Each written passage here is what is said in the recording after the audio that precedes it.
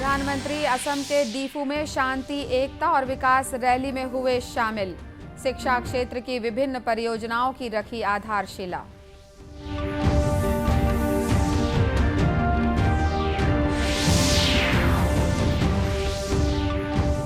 राजनांदगांव के इंदिरा कला संगीत विश्वविद्यालय खैरागढ़ में 16वां दीक्षांत समारोह आयोजित। राज्यपाल ने विद्यार्थियों को उपाधियां प्रदान की।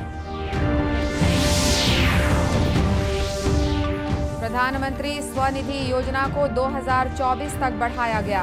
प्रदेश में योजना का लाभ लेने वाले स्ट्रीट वेंडर्स ने इस निर्णय का किया स्वागत। और रायपुर में दावते रोजा इफ्तार में शामिल हुई राज्यपाल और मुख्यमंत्री।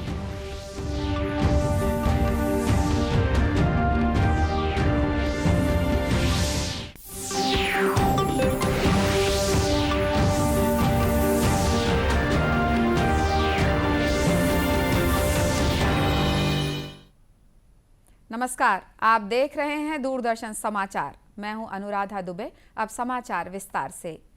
प्रधानमंत्री नरेंद्र मोदी ने कहा है कि असम में अब अराजकता का शासन नहीं है तथा असम के मुख्यमंत्री के प्रयास से राज्य में शांति सुनिश्चित हुई है। श्री मोदी आज सुबह कार्बी आंगलॉन्ग जिले के दीफू में शांति, एकता और विकास रैली को संबोधित कर रहे थे। साथियों, भाजपा की डबल इंजन की सरकार जहां भी हो वहां सबका साथ, सबका विकास, सबका विश्वास और सबका प्रयास, इसी भावना से काम करते हैं। आज ये संकल्प कार्बी आंगलॉन्ग की इस धरती पर फिर एक बार सशक्त हुआ है। असम की स्थायी शांति और तेज विकास के उसके लिए जो समझौता हुआ था, उसको आज जमीन पर उतारने का काम तेज गति से चल रहा है। कार्यक्रम के दौरान श्री मोदी ने शिक्षा क्षेत्र की विभिन्न परियोजनाओं की आधारशिला रखी। इनमें दीफू में पशु चिकित्सा महाविद्यालय, पश्चिमी कार्बी आंगलॉन्ग जिले में डिग्री कॉलेज और कोलुंगा में कृषि महाविद्यालय शामिल हैं। इन परियोजनाओं से क्षेत्र में कौशल और रोजगार के अवसर बढ़ेंगे। राजनांदगांव के इंदिरा कला संगीत विश्वविद्यालय खैरागढ़ में 16वां दीक्षांत समारोह आयोजित किया गया। राज्यपाल अनुसुईया उइके ने विद्यार्थियों को उपाधियां प्रदान की।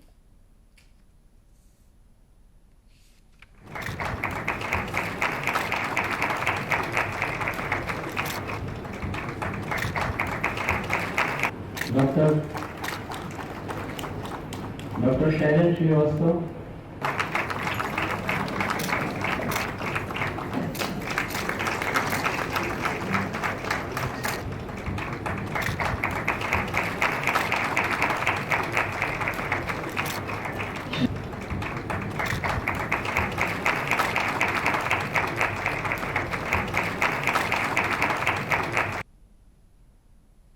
इससे पहले राज्यपाल ने राजकुमारी इंदिरा के छाया चित्र पर पुष्प अर्पित कर और दीप प्रज्वलित कर दीक्षांत समारोह का शुभारंभ किया। इस मौके पर विश्वविद्यालय के विद्यार्थियों ने कुल गीत की मनमोहक प्रस्तुति दी।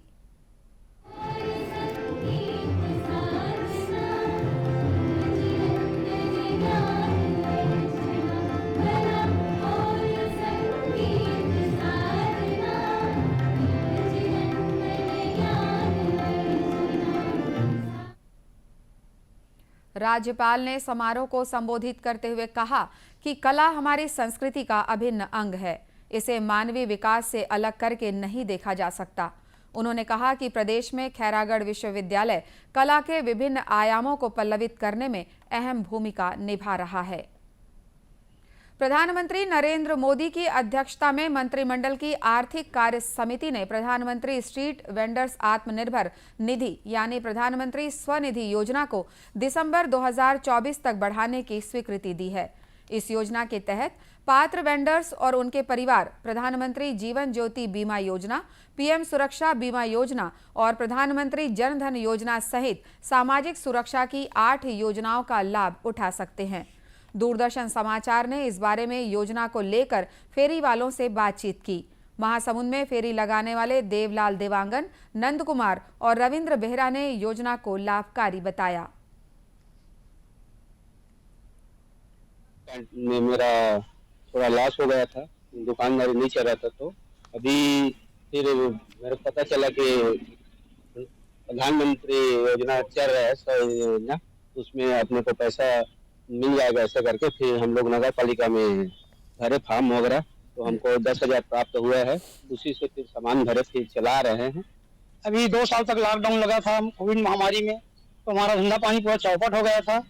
हमने जब सुना कि नगर पालिका की तरफ से प्रधानमंत्री योजना की तहत 10,000 का रुपया लोन दे रहा है करके, तो उसमें हमारा धंधा पानी चौपट हो गया था, तो हम आवेदन दिए और अपना पैसा उठा लिए, उससे हम सामान भरे। था बहुत कमजोर था। प्रधानमंत्री जो योजना चलाया, हम लोग को जो जानकारी हुआ नगर पालिका तरफ से, और लोन आया 10,000 का, उसको नहीं आया, पर जाके लेके आया हम लोग, आके बिजनेस भी किया, बिजनेस भी अच्छा सब धीरे धीरे पैसा भी पटा रहा है। गौरतलब है कि योजना के तहत कोलेटरल फ्री लोन मिलते हैं। अगर कोई स्ट्रीट वेंडर यानी फेरी वाला कर्ज लेता है तो मान लीजिए 11% ब्याज लगता है, तो 7% के लगभग सब्सिडी भारत सरकार उसके ऊपर देती है। मात्र 4% ब्याज पर इसको पैसा देना पड़ता है। इस योजना के अंतर्गत ऋण के लिए 50 अरब रुपए की राशि उपलब्ध कराई गई है। मंत्रिमंडल के फैसले से ये राशि बढ़कर 81 अरब हो जाएगी।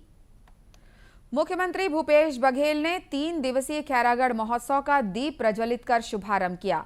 इस दौरान उन्होंने 6 करोड़ 51 लाख रुपए के विकास कार्यों का भूमि पूजन किया और चिटफंड कंपनी के धोखाधड़ी के शिकार हुए राजनांदगांव जिले के 17,127 निवेशकों को 1 करोड़ 57 लाख रुपए की राशि वापस लौटाई।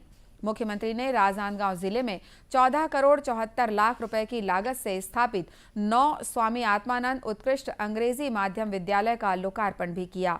उन्होंने खैरागढ़ छुई खदान गंडई जिले के निर्माण और खैरागढ़ महोत्सव के लिए सभी को बधाई दी। उन्होंने कहा कि खैरागढ़ जिला निर्माण की प्रक्रिया शुरू हो गई है और यहां पर ओएसडी की नियुक्ति भी कर दी गई है। साल्हेवारा को पूर्ण तहसील और जालबांधा को उप तहसील बनाया गया है। उन्होंने कहा कि प्रदेश की गौरवशाली ऐतिहासिक संस्कृति, लोक संस्कृति और कला तथा संगीत को बढ़ाने की जरूरत है। अब बहुत जल्दी आकार ले लेगा, उसके लिए मैं बहुत बधाई, और साथ ही जो साल्हेवारा तहसील और जालबांधा को तहसील बनाने की घोषणा की थी वो भी पूरी हो गई, तो यहाँ के विकास कार्य अब तेजी से बढ़ेगा। आज खैरागढ़ इंदिरा कला संगीत विश्वविद्यालय के खैरागढ़ महोत्सव को आने का अवसर मिला, और यहाँ जिस प्रकार से विश्वविद्यालय 1956 से बना है लेकिन और विस्तार नहीं पा पाया है, तो अभी बादल एक बहुत बढ़िया संस्था बना है, Bastar art dance and literature, तो बहुत बड़ा परिसर है। मैं खुद भी गया हूँ, 2 बार गया हूँ, उसका लोकार्पण भी मैंने किया, और वहाँ के जो लोकल लैंग्वेज है और वहाँ के कलाकार है, संगीत है, उस सब का वहाँ अवसर वहाँ मिलता है, तो उसके भी संबद्ध करने के बाद उसी प्रकार से खैरागढ़ के साथ रायगढ़ भी जुड़ना चाहिए, क्योंकि चक्रधर समारोह वहाँ होता है, संगीत की वहाँ साधना होती है, और सरगुजा भी है, और कुलपति जी ने रायपुर में भी मांग की है, तो निश्चित रूप से इसे विचार करेंगे और आने वाले समय में इसका विस्तार होगा। मुख्यमंत्री ने कार्यक्रम में कहा कि बस्तर, सरगुजा, रायगढ़ और रायपुर में कला एवं संगीत का अध्ययन केंद्र और शाखा होनी चाहिए। उन्होंने इसके लिए बजट में प्रावधान की बात कही। इंदिरा कला संगीत विश्वविद्यालय खैरागढ़ की कुलपति ममता चंद्राकर ने 3 दिनों तक होने वाले खैरागढ़ महोत्सव की जानकारी दी। देश के नामचीन कलाकार उपस्थित हुए हैं, जिसमें शास्त्रीय संगीत, लोक संगीत, सुगम संगीत के कलाकार हैं। आज कार्यक्रम की शुरुआत कविता कृष्णमूर्ति जी करेंगे, और इस कार्यक्रम के लिए माननीय मुख्यमंत्री उद्घाटन का कार्यक्रम में उपस्थित होंगे, और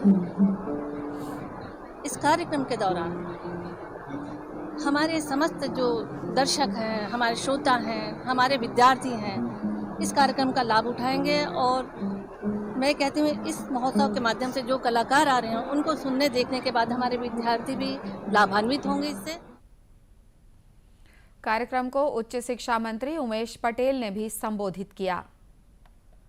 राज्यपाल अनुसुईया उइके और मुख्यमंत्री भूपेश बघेल राजधानी रायपुर के नेताजी सुभाष स्टेडियम में आयोजित दावते रोजा इफ्तार में शामिल हुए और प्रदेशवासियों की खुशहाली तथा सुख समृद्धि के लिए दुआ मांगी। राज्यपाल ने दावते रोजा इफ्तार में सभी समुदाय के धर्म गुरुओं को एक साथ आमंत्रित करने पर प्रसन्नता जाहिर करते हुए इसके लिए मुख्यमंत्री को धन्यवाद दिया। उन्होंने कहा कि रमजान का महीना बुराई का त्याग करने के लिए प्रेरित करता है और अपनी धार्मिक मान्यता के अनुरूप व्यक्ति को सदाचरण की ओर ले जाता है। उन्होंने दावते रोजा इफ्तार में सभी धर्म गुरुओं के शामिल होने पर उसे गंगा जमुनी तहजीब का अनुपम उदाहरण बताया। उन्होंने कहा कि देश और प्रदेश के विकास के लिए ये एकजुटता और आपसी भाईचारा महत्वपूर्ण है। मुख्यमंत्री ने कार्यक्रम को संबोधित करते हुए कहा कि रमजान का महीना इबादत का महीना है। इस महीने में लोग रोजा रखकर ईश्वर की आराधना करते हैं। उन्होंने कहा कि रोजा खुदा की इबादत का एक ऐसा जरिया है जो रोजेदार को उस दुनिया के साथ साथ इस दुनिया के लिए भी लायक बनाता है। इस पवित्र महीने में सभी के मन के भाव एक हो जाते हैं, सभी का लक्ष्य एक हो जाता है, सभी एक जैसा तप करते हैं और एक जैसी अनुभूतियों से गुजरते हैं। भावों और अनुभूतियों का एक हो जाना ही आध्यात्म की चरम ऊंचाई है। राष्ट्रव्यापी कोविड टीकाकरण अभियान के अंतर्गत अब तक 188 करोड़ 40 लाख से अधिक टीके लगाए जा चुके हैं। स्वास्थ्य मंत्रालय ने बताया कि पिछले 24 घंटों में 19,53,000 से अधिक टीके लगाए गए। इसी अवधि में 3,303 लोगों में संक्रमण की पुष्टि हुई। देश में इस समय 16,980 संक्रमितों का उपचार चल रहा है। स्वस्थ होने की दर 98.74% है। वहीं प्रदेश में बीते 24 घंटों के दौरान 4,662 सैंपलों की जांच की गई, जिसमें से 5 व्यक्ति कोरोना संक्रमित पाए गए। 25 जिलों में कोरोना संक्रमण का कोई नया मामला सामने नहीं आया है। वहीं 14 जिलों में कोरोना के एक भी सक्रिय मरीज नहीं हैं। इसी के साथ प्रदेश में कोरोना पॉजिटिविटी दर 0.11% पहुंच गई है। आजादी के लिए भारत का संघर्ष आधुनिक विश्व के महानतम संघर्षों में से एक है। दूरदर्शन समाचार इतिहास की धारा बदलने वालों की झलक रोजाना आपके लिए लेकर आ रहा है। आज की इस कड़ी में हम बात कर रहे हैं स्वतंत्रता सेनानी और समाज सुधारक मधुसूदन दास के बारे में। मधुसूदन दास का स्मरण कर रहे हैं। उनका जन्म 28 अप्रैल 1848 को उड़ीसा के कटक जिले में हुआ था। 1903 में उन्होंने उत्कल सम्मेलनी की स्थापना की, जिसने 1 अप्रैल 1936 को स्वतंत्र उड़ीसा के गठन के लिए अभियान चलाया। ओडिशा के पहले स्नातक और अधिवक्ता मधुसूदन दास को महान कुल वृद्ध और उत्कल गौरव की संज्ञा भी दी जाती है। ओडिशा में उनका जन्म दिवस 28 अप्रैल वकील दिवस के रूप में मनाया जाता है। मधुसूदन दास ने देश मिश्र आंदोलन की शुरुआत की और पूर्वोत्तर भारत के लोगों के सामाजिक, राजनीतिक और आर्थिक उत्थान के लिए कठिन परिश्रम किया। उन्होंने एक सफल वकील, समाज सुधारक और देशभक्त के रूप में राष्ट्र की अतुलनीय सेवा की। एक सशक्त कानून निर्माता और पत्रकार के रूप में उन्हें अपार ख्याति प्राप्त हुई। वे विधान परिषद और केंद्रीय विधानसभा के सदस्य बनने वाले ओडिशा के पहले व्यक्ति थे। वो ओडिया, बांग्ला और अंग्रेजी भाषा के सशक्त वक्ता भी थे। एक लेखक और कवि के रूप में देशभक्ति उनके मन में हमेशा सर्वोपरि रही और उनकी समस्त साहित्यिक रचनाओं में अभिव्यक्त हुई। उन्होंने अंग्रेजी और ओडिया दोनों भाषाओं में समान अधिकार के साथ अनेक लेख और कविताएं लिखी। उनकी कुछ प्रमुख कविताएं हैं उत्कल संतान, जाति इतिहास और जन नीरा उक्ति। मधुसूदन दास का निधन 4 फरवरी 1934 को हुआ। अपनी मृत्यु तक वे अपनी सारी संपत्ति ओडिशा के लोगों के कल्याण में लगा चुके थे। अपने राज्य और देश के प्रति उनका अमूल्य योगदान सदा सर्वदा याद रखा जाएगा। इस महान राष्ट्रवादी नेता मधुसूदन दास को कोटि कोटि नमन।